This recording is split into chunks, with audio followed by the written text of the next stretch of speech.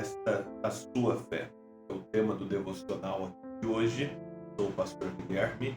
Estou passando para deixar para você mais uma porção da palavra. Hoje nós vamos meditar aqui em Jó, capítulo 19, versículo 25.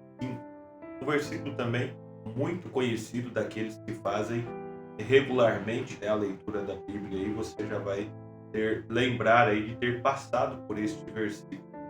Porque eu sei que o meu Redentor vive e que por fim se levantará sobre a terra.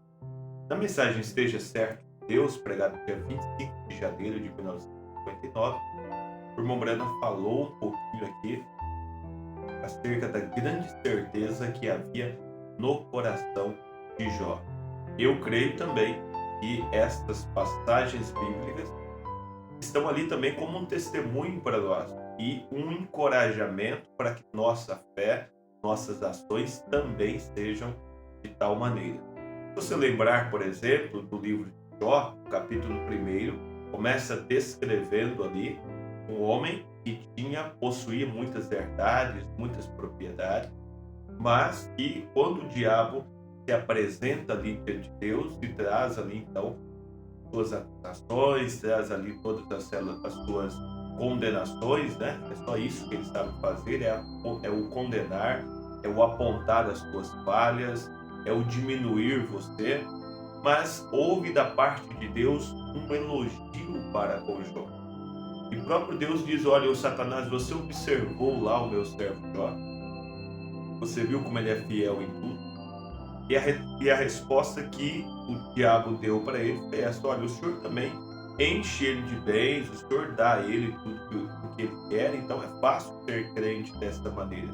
Ou seja, ele só é fiel porque ele tem muitas coisas, é isso que está mantendo a fé dele firme. Mas o nosso Senhor, o nosso bom Deus, conhecendo o nosso interior, sabia que Jó não estava preso a essas coisas. E deu talvez o teste mais difícil de todos para Jó passar. Não vemos aí na Bíblia alguém que perdeu tanto em tão pouco tempo, de uma forma tão brutal como Jó perdeu. E a Bíblia narra para nós, ele tinha ali os seus muitos camelos, por exemplo, e um dia seus homens chegaram e disseram: olha, Jó, você tinha ali o seu grande rebanho de camelos, mas veio soldados de tal e tal lugar, entraram aqui, tomaram tudo, você não tem mais nem um camelo.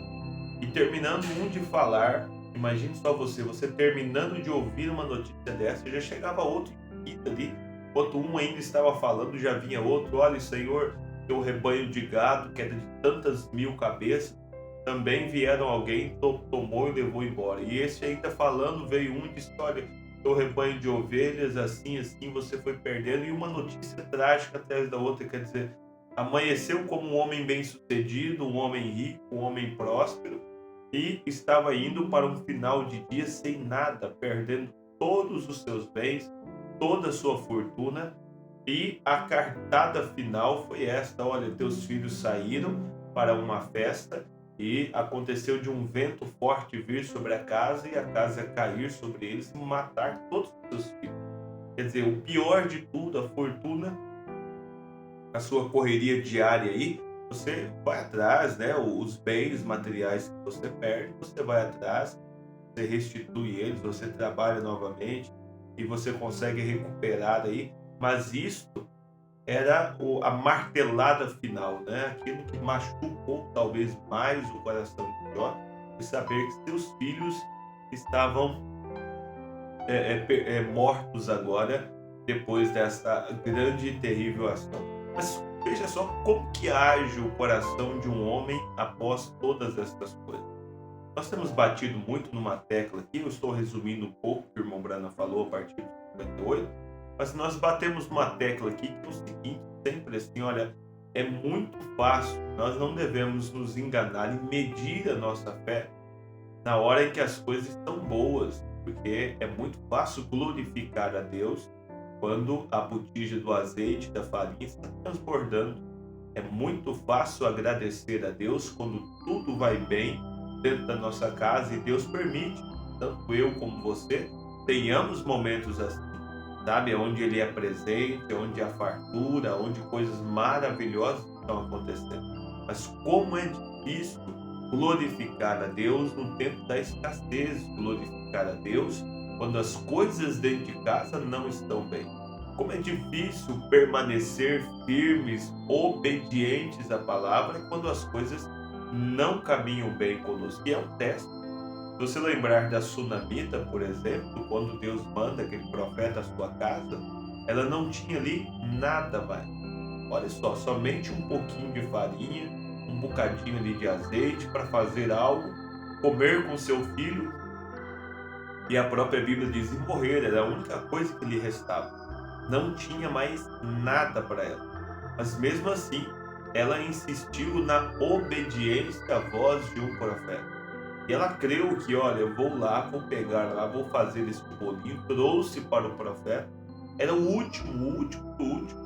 Não tinha mais nada, mas ela ainda assim estava ali, obediente à voz de um profeta, crendo que Deus estava naquela situação, certo de que Deus poderia mudar o quadro da história da sua vida. Esta é uma certeza que tem que estar dentro de mim, tem que estar também dentro de você. A certeza de que Deus batalha conosco, de que Deus peleja conosco e de como Ele já nos ajudou uma vez, Ele nos ajudará novamente. Eu creio que essa também era a fé do coração de Davi, ao olhar além do vale, encontrar ali um gigante desafiando, um gigante confrontando, e o verdadeiro cristão, o verdadeiro homem de Deus, ele não foge de Satanás. Nós não saímos caçando confusões, brigas, invadindo aí territórios do inimigo apenas para dizer, olha, sou forte, sou valente, vou te derrotar. Não é isso. Mas se o diabo se coloca no teu caminho, você tem com você uma força sobrenatural necessária, poderosa, para passar por cima de todas essas coisas. E além do vale havia um gigante desafiando, menosprezando a Deus, entrando no território, vamos dizer, de Deus. Ora, Davi, mesmo com a sua tenridade, mesmo pequeno ainda, disse, não posso suportar isso. Sabe, o mesmo Deus que me ajudou com um leão, o mesmo Deus que me ajudou a matar aquele urso, vai me dar vitória contra esse filisteu. Quer dizer, é uma certeza que há dentro do verdadeiro cristão. Olha, mas você não tem armaduras, você não tem estudo, você não tem um bom grau de escolaridade, você não tem uma família importante na cidade, você não é referência aí na cidade, na sociedade, isso não importa, isso é secundário. Quando você tem Deus dentro de você, estas coisas são secundárias. Olha, o que me importa é se eu sou filho de um do melhor homem da cidade, do homem mais rico da cidade. Que diferença isso fará nos assuntos espirituais que nós temos pela frente para batalhar e lutar diariamente? Não faz diferença alguma. O importante, o mais importante de todos, não é um reconhecimento aqui embaixo. O mais importante é ser lembrado no céu. O mais importante é estar certo com Deus. E quando cada homem que conhece as Escrituras, que se aproxima das Escrituras, ele passa a conhecer o céu e a ser conhecido também de Deus. Porque ele está ali orando mais, ele está ali meditando mais, ele está ali buscando mais da face de Deus. Então veja que Davi tinha suas experiências, tinha sua certeza, por isso o gigante não aguentou aquele confronto. Era a batalha de um pequeno contra um gigante, e mesmo assim o pequeno venceu, porque dentro do pequeno havia muito mais certeza do que dentro do grande soldado Golias. Por isso a cabeça dele terminou separada de seu corpo, por isso ele termina como um vitorioso, por isso lá na frente ele teve na frente diante de si um reinado, um reino, uma cadeira para se assentar, porque havia uma certeza do que ele estava crendo, havia uma certeza acerca do mover de Deus em sua vida. E Jó, nosso personagem da meditação de hoje cedo, olha, se você olhar para ele, passou por muitas coisas, enfrentou muitas coisas, perdeu muitas coisas, viu seus amigos se distanciarem, viu sua esposa se distanciar, mas tinha dentro de si ainda uma certeza. Essa certeza se manteve dentro dele por muito tempo. Teve suas horas em que bambeou para cá, cambaleou para lá, momentos de fraqueza, de questionar até mesmo algumas coisas de Deus, tamanha foi a pressão que passou, mas no final de tudo, quando ele não conseguiu se manter mais, porém ele já havia passado por aquele glorioso teste. E para terminarmos aqui, para você ver isso, o irmão Branham diz assim: olha, você se mantém firme, a sua fé trará Deus à cena cada vez. Talvez na hora em que você já não está dando conta mais. Ele diz no 68, eu tenho confessado tudo, eu tenho feito minha oferta ao Senhor, de modo que não sou um pecador. Ele sabia onde estava parado. Tudo continuava de mal a pior. Tão difícil quanto podia ser, pondo a Jó por terra e tratando de fazer com que Jó chegasse ao extremo de negar a Deus. Teste terrível ele passou. Ele manteve-se muito mais do que nós aqui. Talvez pessoas hoje olhem e digam: olha, mas Jó negou, Jó fez isso, mas olha o quanto Jó resistiu antes de fazer. Eu digo isso porque muitas pessoas hoje no mundo estão assim, eles não conseguem suportar um pequeno teste. Uma palavra que alguém diz contra eles é o suficiente para fazê-los desistir de Cristo, para fazê-los pensar em outra coisa, para fazê-los imaginar que não são bons o suficiente, logo estão desistindo. Mas Jó resistiu à perca financeira, Jó resistiu à perca material dos seus filhos, Jó resistiu a ver a sua esposa ali desafiando ele, incitando ele: olha, desista, pare com isso, abandone seu Deus e morre logo, sabe? Pare com isso. Há homens que não suportam isso. Na sociedade que estamos, há mulheres que não suportam isso, sabe? Que, olha, meu marido falou, então eu abandonei mesmo de vez, ou minha esposa falou. Quantos homens estão assim? Sabe? Ah, eu estava indo na igreja, mas minha esposa disse isso, eu acho que eu tenho que parar mesmo. E já se entregam, sabe? Se acovardam diante dos problemas. Nós não fomos chamados para isso. Nós fomos chamados para resistir ao diabo, para continuar, para perseverar na oração, para insistir mais um pouco. Olha, está desmoronando daqui, está caindo dali, perdi aqui, perdi lá, mas não posso perder a minha ligação com o céu. Não posso perder o meu foco com a palavra, com Cristo. Não posso distanciar do verdadeiro caminho. Isso tem que estar vivo dentro de você. Tem que ser um desejo muito forte dentro do seu coração. Não deixe Satanás triunfar contra você. Não baixe sua cabeça. Não se entregue por nada. Permaneça firme ali, dizendo: olha, eu e minha casa serviremos ao Senhor. Eu e minha casa continuaremos firmes. Eu e minha casa, não importa se os outros estão parando, não importa se outros estão desistindo, eu continuarei. Eu irei em frente até o limite das minhas forças. E Jó chegou a esse limite, ao ponto em que não conseguiu mais resistir. O irmão Branham veio e disse: olha, chegou ao extremo de negar a Deus e negar-se sua confiança no sacrifício feito. Vou voltar aqui um pouquinho. Ele diz: olha, tudo continuava de mal a pior, tão difícil quanto podia ser, pondo a Jó por terra e tratando de fazer com que Jó chegasse ao extremo de negar a Deus e negasse sua confiança no sacrifício feito.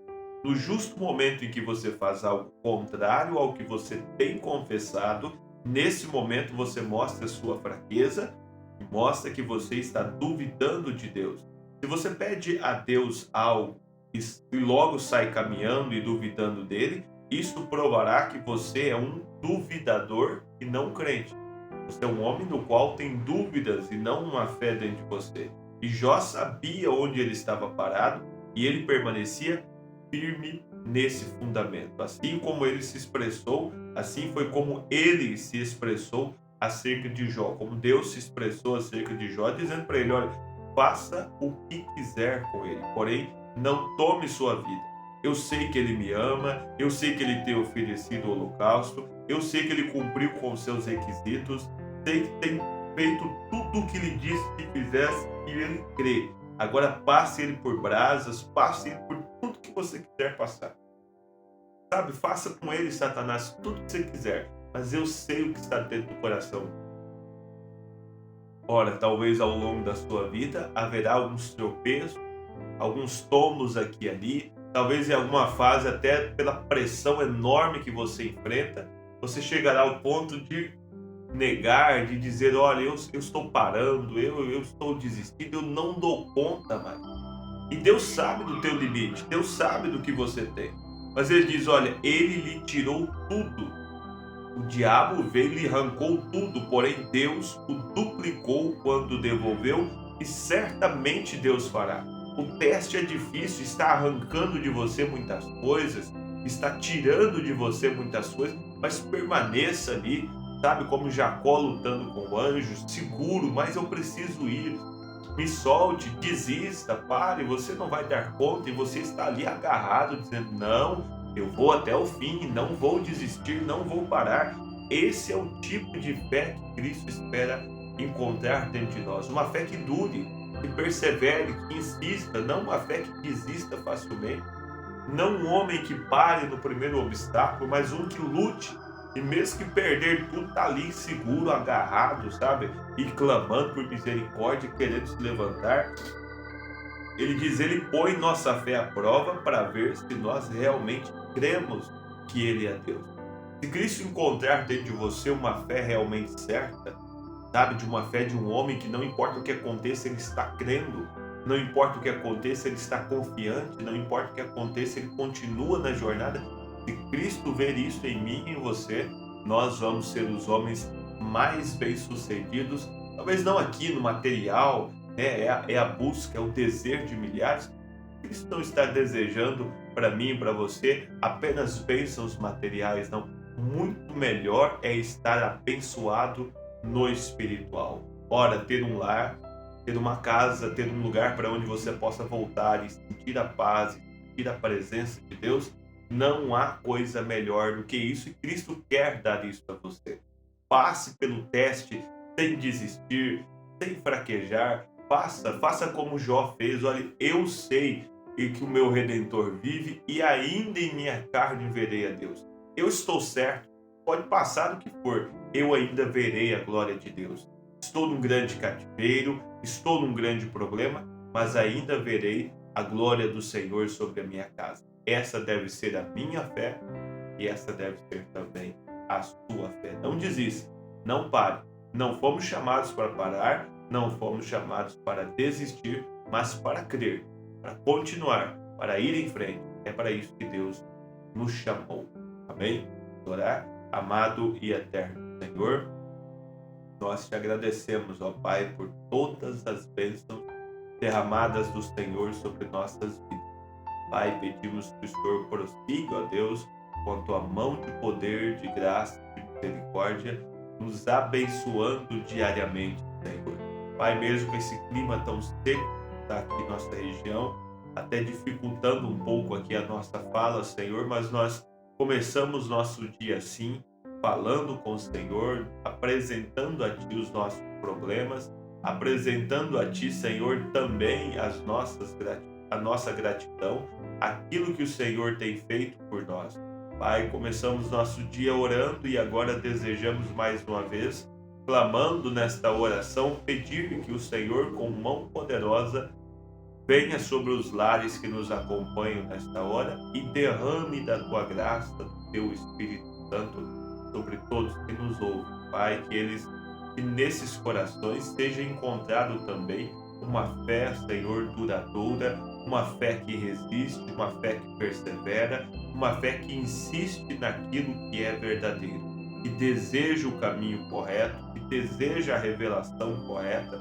Senhor Jesus, que o Senhor opere nessa vida o Teu querer e o Teu efetuar, e que essa mensagem possa penetrar no coração das pessoas e as ajudar nesta hora difícil de cada um, onde grandes desafios e grandes testes continuam sendo colocados diante de nós. Possamos resistir, possamos permanecer firmes e possamos, Senhor amado, glorificar o Teu nome a todo e qualquer momento da nossa vida.